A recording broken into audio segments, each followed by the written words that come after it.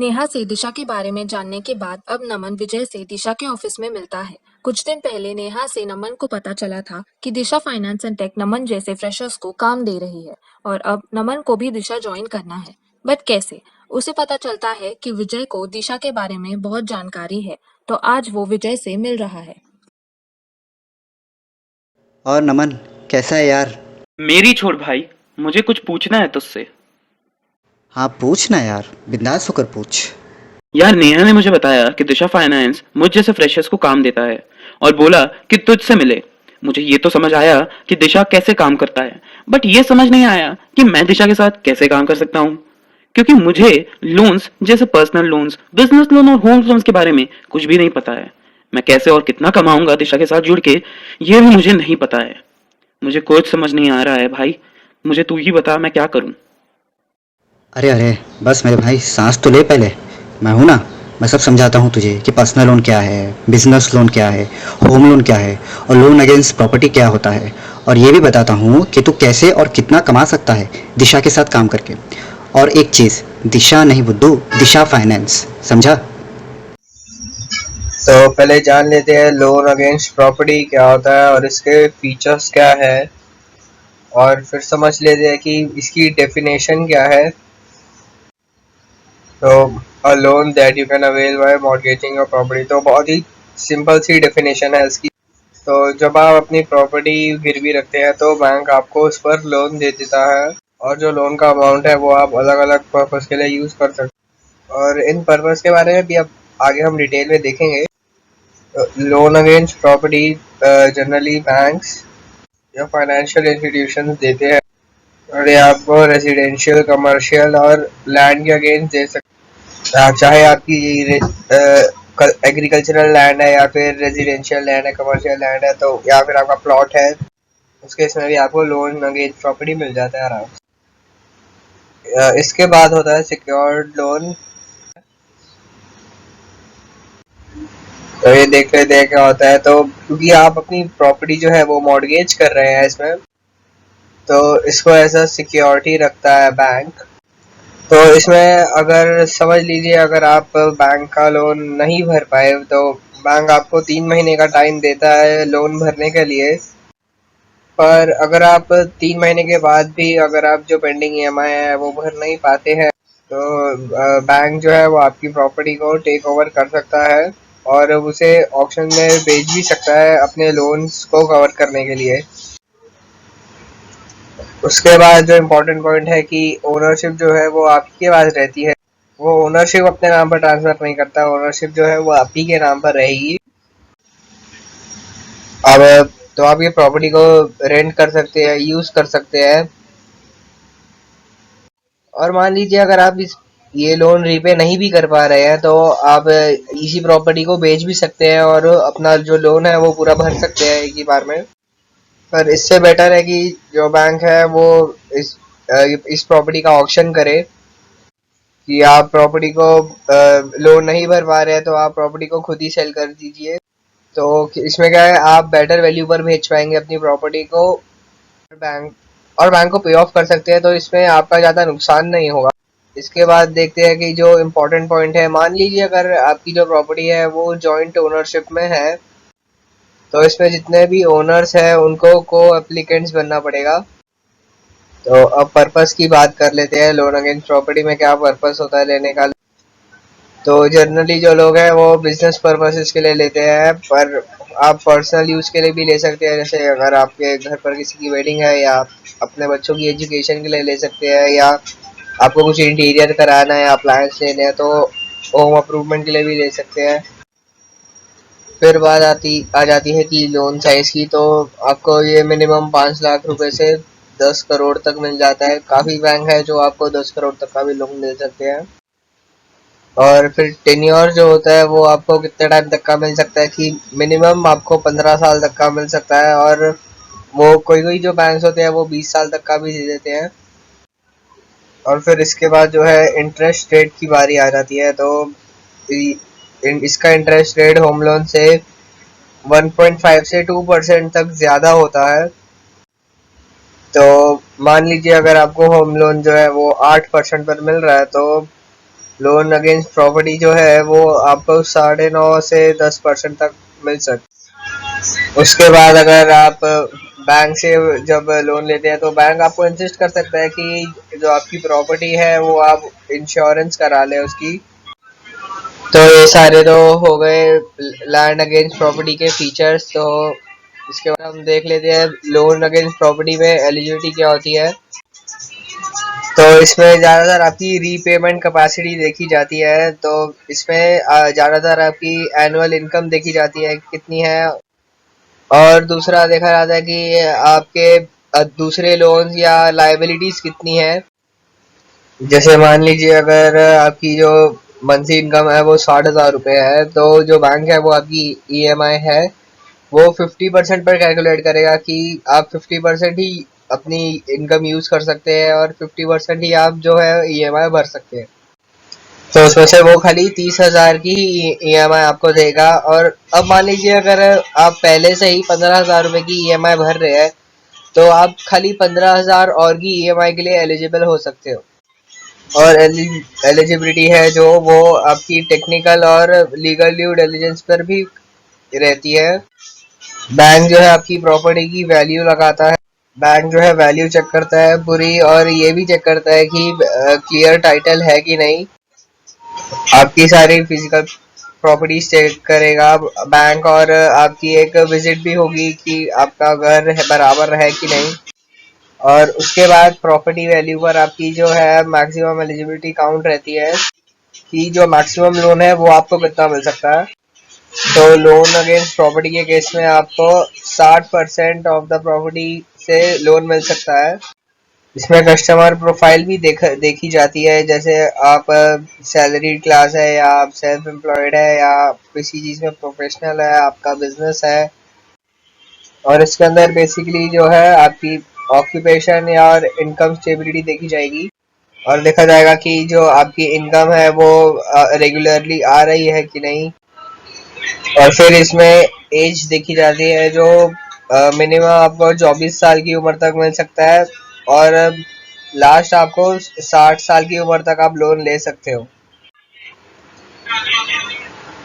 तो फिर इसके बाद जो है आपके एसेट्स एंड लायबिलिटीज देखी जाएंगी कि आपके जो लायबिलिटीज है वो एसेट्स से ज़्यादा तो नहीं है, तो इस पर आपकी एलिजिबिलिटी देखी जाएगी। और फिर देखा जाएगा नंबर ऑफ डिपेंडेंट्स कितने हैं आपके, जैसे जो आपकी वाइफ है वो भी आप पर डिपेंडेंट है, आपके बच्चे भी डिपेंडेंट है, जो आपके पेरेंट्स है वो भी आप पर डिपेंडेंट है। तो इसका मतलब है कि जो आपके खर्चे रहेंगे वो भी ज़्यादा रहेंगे। तो हो सकता है कि जो आपको 50% जितनी ईएमआई सैंक्शन हो सकती है आपको वो भी सैंक्शन ना हो। और फिर इसमें आपकी स्पाउस इनकम भी देखी जाती है, तो इस चीज़ से आपको बहुत फ़ायदा हो सकता है क्योंकि ये भी काउंट होती है। तो ये था, ये सब एलिजिबिलिटी के लिए लग सकते हैं आपको लोन अगेंस्ट प्रॉपर्टी के लिए। तो फिर इसके बाद देख लेते हैं आपको चार्जेस क्या क्या लगेंगे अगर आप लोन अगेंस्ट प्रॉपर्टी लेते हैं। तो इसमें सबसे पहला आता है आपका प्रोसेसिंग फीस। तो ये आपको 0.5% से 2% तक आपके लोन अमाउंट पर मिल जाएगा, प्लस जीएसटी आपको इस पर भरना पड़ेगा। और फिर इस पर आपको legal and technical due diligence भरना पड़ेगा, जो लमसम आपको 5,000 से 10,000 रुपये तक लग सकता है। और फिर आपको pre payment and foreclosure charges भी भरने पड़ेंगे। प्री पेमेंट और फोरक्लोजर का मतलब होता है कि जब आप कोई लोन को आप प्री पेमेंट कर देते हैं उसके लोन से पहले, या तो आप उसकी फुल पेमेंट भी कर सकते हैं, उसके लिए आपको फोरक्लोजर चार्जेस जो है वो भरने पड़ेंगे। तो इनमें आपका आ जाता है फ्लोटिंग इंटरेस्ट रेट आ जाते हैं। फिर उसके बाद निल फॉर इंडिविजुअल बोरोवर्स, इसका मतलब है कि अब ये इंडिविजुअल बोरोवर्स के लिए नहीं होता। और फिर ये nil for enterprise borrowers in case of payment from own funds.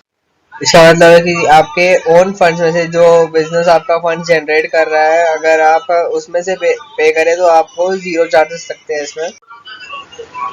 और अगर आप लोन ट्रांसफर करवाते हैं तो आपको 2 से 3% तक के आउटस्टैंडिंग लोन अमाउंट भरना पड़ता है अगर आप लोन ट्रांसफर कराते हैं तो। और फिर इसके बाद आता है फिक्स इनकम इंटरेस्ट रेट। और इसमें भी वही 2-3% जो है आउटस्टैंडिंग लोन अमाउंट भरना पड़ता है इंडिविजुअल और एंटरप्राइज दोनों बोरोवर्स के लिए।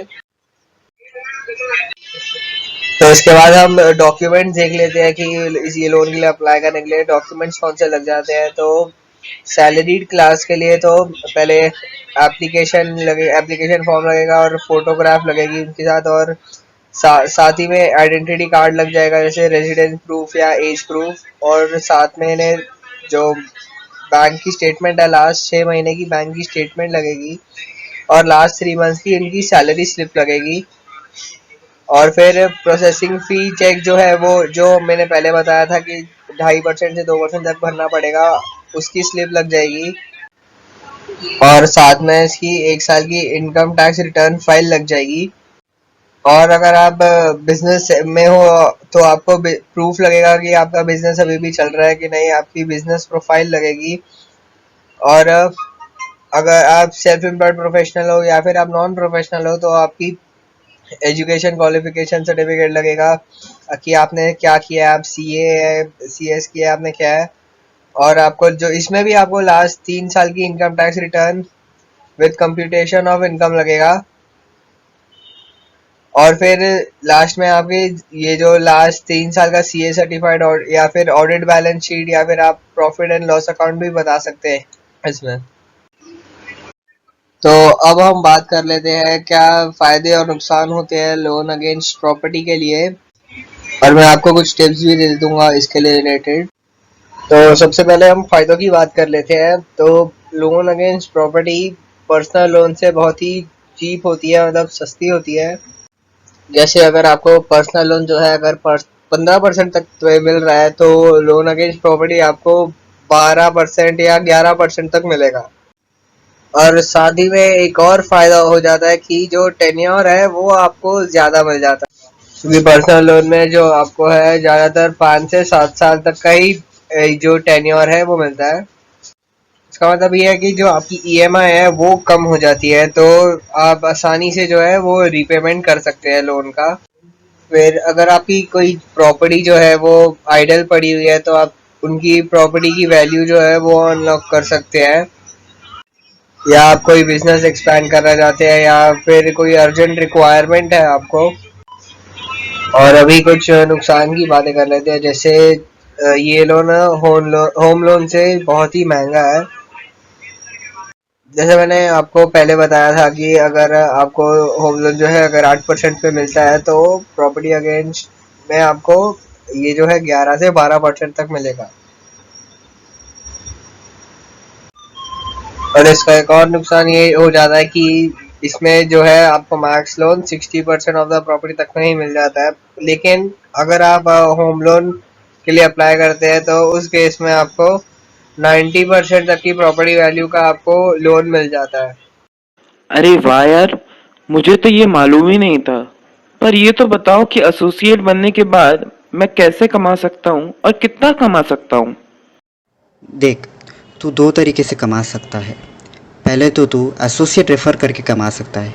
इसका मतलब वो जो ऑलरेडी किसी कस्टमर को जानता है जिसे लोन की ज़रूरत है, जैसे एसएस एजेंट या इंश्योरेंस एजेंट। उससे पहले तुझे दिशा की वेबसाइट यानी कि ऑफिशियल वेबसाइट www.disha.com पे जाकर अपना अकाउंट क्रिएट करना है और अपना नाम और नंबर देना है और सबमिट का बटन दबाना है।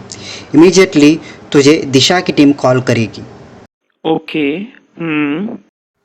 और दूसरा तरीका ये है कि तू खुद किसी कस्टमर को रेफ़र कर सकता है जिसे लोन की ज़रूरत है।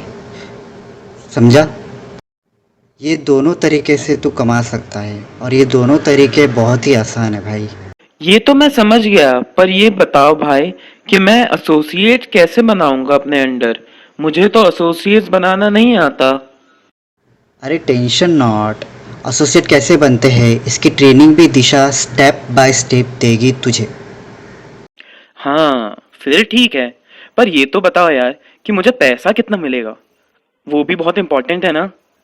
देख, अगर पर्सनल लोन या बिजनेस लोन का मैटर है तो तुझे 1.5% से लेके 2% मिलेगा, और अगर होम लोन है या लोन अगेंस्ट प्रॉपर्टी है तो तुझे 0.2 से लेके 0.7% मिलेगा। यार मुझे तो 2% कमीशन चाहिए, वो कैसे मिलेगा? अरे बुद्धू, वो डिपेंड करता है कि कस्टमर लोन कितना ले रहा है, उसका सिबिल स्कोर कितना है और उसका बैंक अकाउंट कैसे चल रहा है। हाँ यार, ये तो तू सही बोल रहा है। अच्छा ये बता कि अगर मैंने कस्टमर रेफर कर दिया तो मुझे पैसा कैसे मिलेगा? वो बहुत सिंपल है यार। तू बस www.tisha.com पे जा और जब तू अपना अकाउंट क्रिएट करेगा तो वहाँ अपना बैंक का अकाउंट नाम और नंबर दे देना। जिस दिन कस्टमर का लोन पास हो जाता है उसके बैंक अकाउंट में पैसा आ जाता है, यानी लोन डिसबर्स हो जाता है। तुझे उसी दिन सेम डे पे आउट मिलता है। क्या बात कर रहा है भाई, मुझे सेम डे पे आउट मिल जाएगा? ओ हाँ भाई। भाई, मुझे आज ही ज्वाइन करना है दिशा फाइनेंस। अब और वेट नहीं कर सकता मैं। अब मैं क्या करूं, तुम ये बताओ पहले। अरे भाई शांत हो जा। पहले कुछ नहीं, मैं तुझे ये वेबसाइट की लिंक भेज रहा हूँ और दिशा फाइनेंस का यूट्यूब लिंक भी भेज रहा हूँ। इनको अच्छे से देख और अपना अकाउंट बना दिशा की वेबसाइट पे जाकर। इसके अलावा तू ईमेल भी कर सकता है support@disha.com पे, या फिर तू 9082658097 पे कॉल या व्हाट्सएप भी कर सकता है। हाँ, अब मैं भी दिशा से जुड़ के कमाऊंगा। थैंक्स गुरुजी। अधिक जानकारी के लिए विजिट करें www.DEESHADisha.com या फिर हमें व्हाट्सएप या कॉल करें 8591750921 पर।